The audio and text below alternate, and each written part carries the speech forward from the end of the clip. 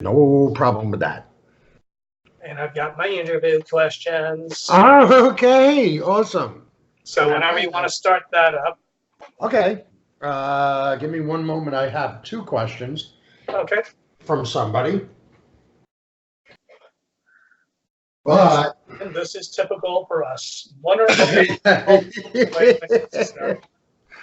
get used to it. We don't care. Yeah, real Cam. We don't care. I'm gonna send you something I want you to say. I'm working on it. I'm gonna put it up on Facebook in a few. I'm gonna send you a WMV file. Okay. It might have sound, it might not. Okay.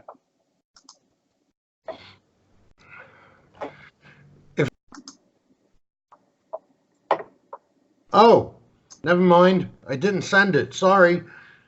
There it is. Oh, there it is. I'm such a dumbass.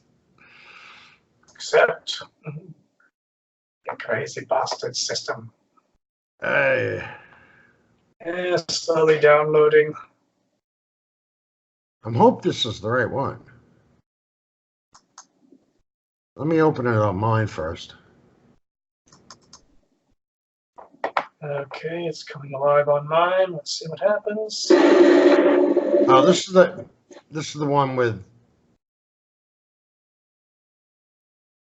I haven't finished it yet.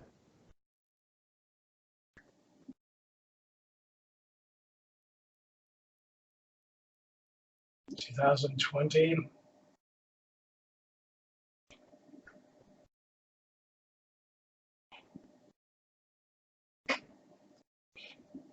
No, this is not the finalized version. Okay. But I was liking what I was seeing. Okay. So send me the other one. Yeah, I'm not completely done with it yet, but okay. You'll see it up on Facebook. Very good. That was all the lightning around my house the other night.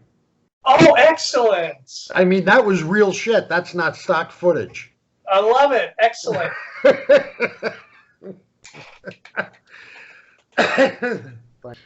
But before we go any further, let's break for our interview.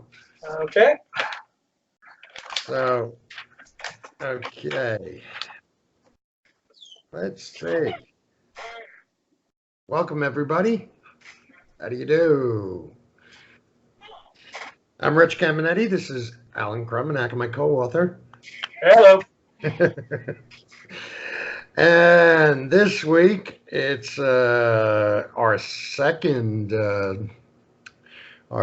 stream. We're going to be answering some questions we have. And Alan, do you want to start? Yes, I do, because since this week it's the shoe on the other foot and I get to interview you. I only have actually 3 questions. It's actually 2 questions, one question in 2 parts. So, yes, sir. Last. Huh? We'll save them for last. Okay. Now let's get the audience to know you a little better. Oh boy. Yeah, wow. The tables have turned. Yes, sir. What is your name? Is your best? What is the velocity of a leaden swallow? African or European? Oh, I don't know that. Boy. Okay. Now they know, the audience has gotten to know you pretty good already. Okay. What got you into science fiction and the paranormal? Oh dear Lord. How long have you been into it? Okay, science fiction, that goes back, dear Lord, way into the very early 70s. And I gotta say, that was Star Trek and Lost in Space and all those, science fiction shows from that were in reruns from the early 60s and late 50s and all of those great shows and the Twilight Zone and all of that, and I Good loved stuff. it.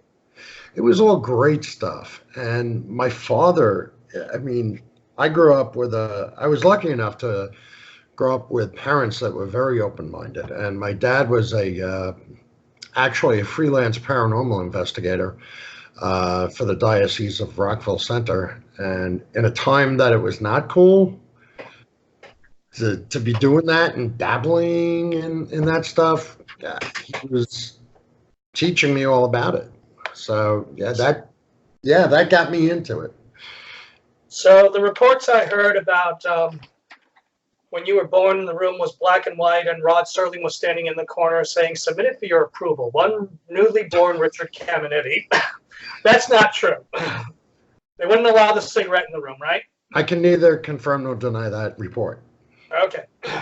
You have to have TSSCI clearance, sir. Oh, fair enough. So I believe it. Let me make this surreal. It's the only way I know how to be. Absolutely. So what got you interested in writing? Oh, God. Actually, when I was growing up, going to school, I was extremely horrid at math. However, compensation was straight A's, A pluses in English, over and over, every year, over and over. And it actually got pretty boring, to be honest with you, because in kindergarten, I was reading and writing at grade 6 level.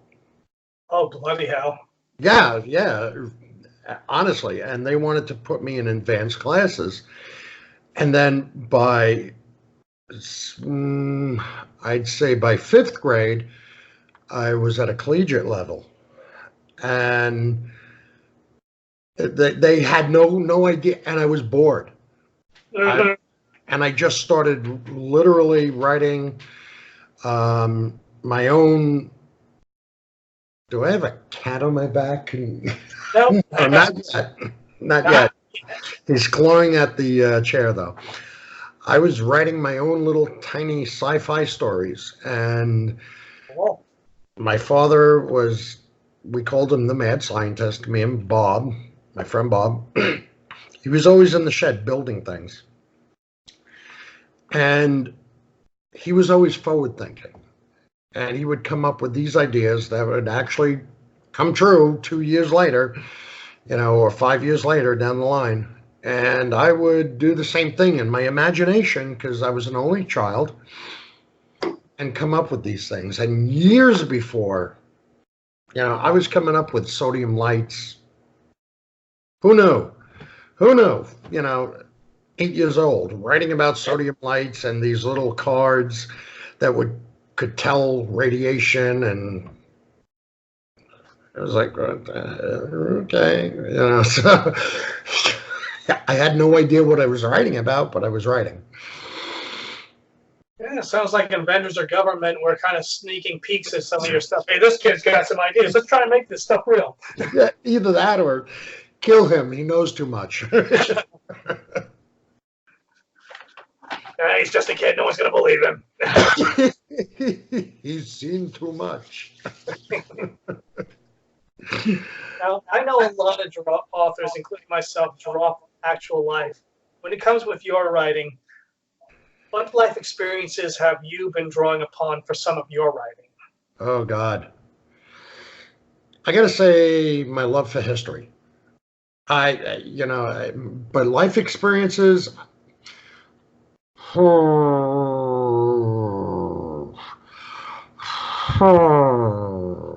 when it comes down to what we've been writing, in the action adventure, I draw upon my experiences with the police department.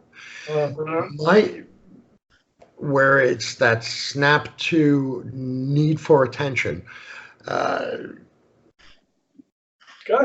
I struggle every day with the PTSD, and I understand from a first responder type point of view where that urgent need for attention comes from. So I try to take all that and put that into that viewer's point of view and Kiefer's point of view. Yeah, if you can understand what I mean by, yeah, I try to get that in there and show the viewer what he might be going through at any given moment. And it works. Well, thank you. I appreciate that. I mean, in my case, one of these days, I'm going to be writing about seasickness down the road for one of my characters. And having experienced it firsthand when I went to nauseated. How it crept up on me and stuff. I'm going to embarrass my characters, but the thing is, this is the way it is, folks. This is what happened. That is too funny. Now, do you find that the writing helps with some of your PTSD? Oh, absolutely. Kind of exercise your demons a little bit? Yeah, it does. It does.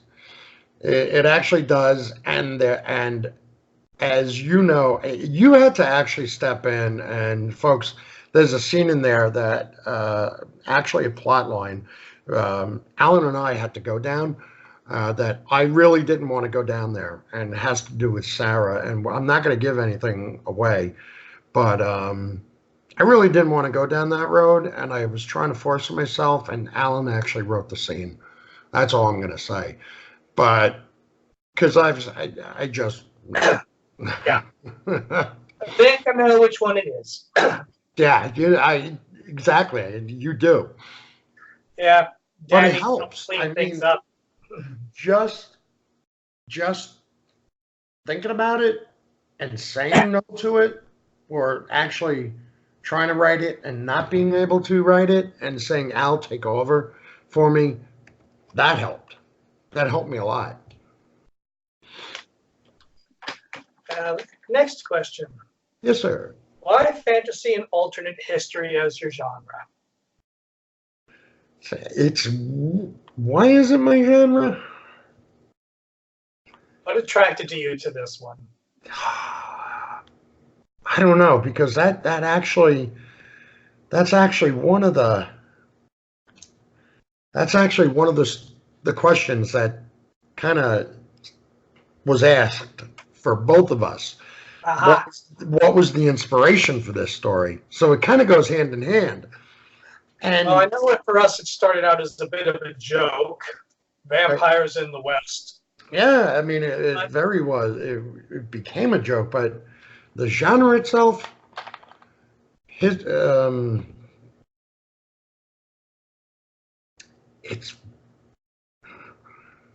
love history. Absolutely, always been a history buff. I've always been a Civil War buff and a Revolutionary War buff. And I don't know, honestly, I don't even know how we put this plot together. I think personally, based upon something you said earlier about how Twilight Zone was one of the things that inspired. Yeah. I think there is definitely touches of Twilight Zone involved in this. I mean, it doesn't have the your twist at the very end. But it has enough twists and turns, and just I think for both of us, our love of Twilight Zone and that kind of storytelling, basically a what if. Right. Is what. I'm sorry. Go ahead. Now, and there's enough what if in there. Oh, totally. To hang a man from, in this case, but it's a long stretch of a what if that people don't see coming. And in this case, the what if is actually true. And it's like a story that has never been told, or it's there, but people really don't know about it. Mm-hmm. And it just, as you research it going along the line of researching it down the road to its beginning, it just gets so much more stranger. And that's what drew me into it in the first place, that it got even stranger. I just could not stop. Oh yeah, I mean, once you start blending fantasy and alternate history with actual history, where that's you don't hear in the history classes when you're in school, they leave so much stuff out. Oh, exactly. And but when you start finding out the old saying about truth is Stranger than fiction. exactly, it's like so it kind of lends itself to a Right. good fiction story. Just taking it up a few notches is all we've done. And that's about it. I mean, look at the movie Titanic. James, all they did was put Jack and Rose in a fictional love story Yep, right in the middle of a historic sinking of a ship. exactly. And it changed nothing. Kind of same thing with some Doctor Who episodes when it goes Right. into actual history. It's like the Doctor helps make sure history continues on the path it's supposed to, Right. because there's some interference on the side, and that's part of history doesn't. That part of the history gets left out. Mhm.